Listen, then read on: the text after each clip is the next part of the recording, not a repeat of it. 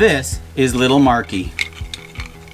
It was created by Big Marky, a YouTube friend of mine who made this to look like himself. If you want to see how he did it, I'll have a link in the description below.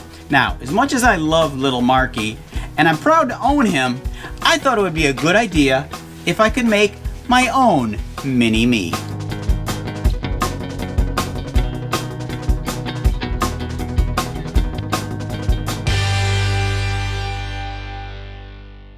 Today's really cool project I made from junk is a wooden toy whose origin dates back to the 1800s. It's commonly called a jig doll.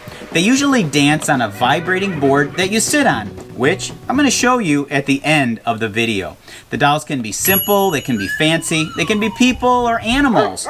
Let me show you how I made little Tommy, and then, well, if he's not too embarrassed, I'll have him do a dance for you. I start off by making a sketch of the head from the front and the side view. Also a body outline, which I then transfer these images using graphite paper onto some scrap basswood I had left over from another wood carving project.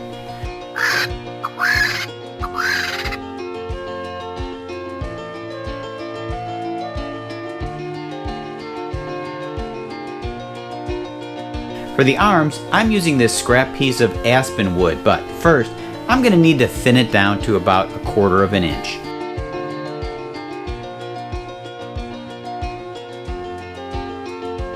For the legs, I'm using 2 different size dowels. The top half is 3/8 of an inch diameter and 3 inches long. For the bottom half of the legs, I'm using 5/16 dowel rod by 3.5 inches long.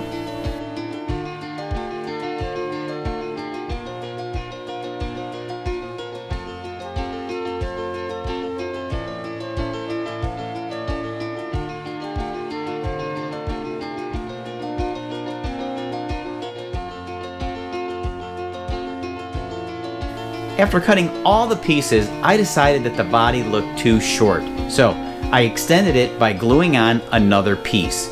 Keep in mind, I don't have plans or drawings. I'm just sort of winging this as I go.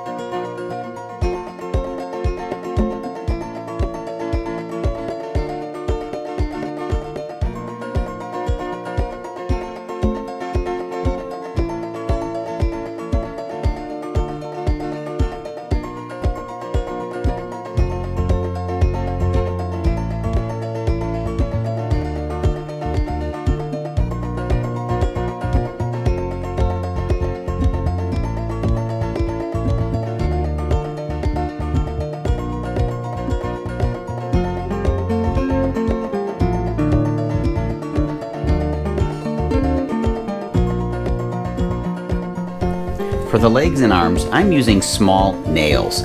I drill holes slightly larger than my nail so the parts will swing freely.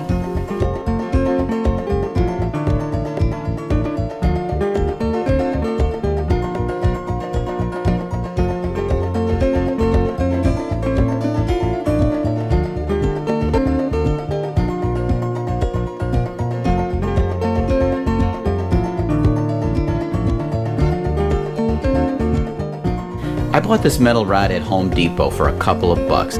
I could have used an old metal hanger, but for $3, this is a better option.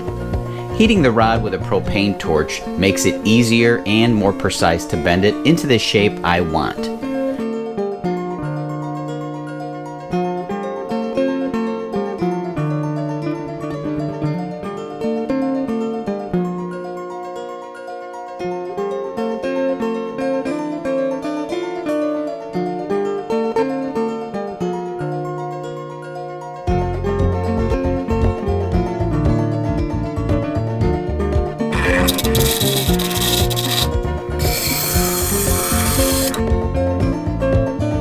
I'm drilling a hole one size smaller than the rod so it has a very tight fit.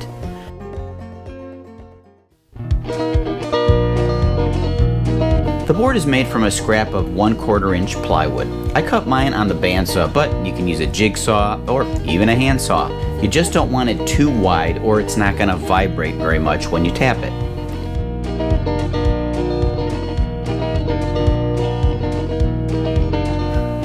Adding some heat shrink tubing is totally unnecessary, but I thought it would make a nice feature.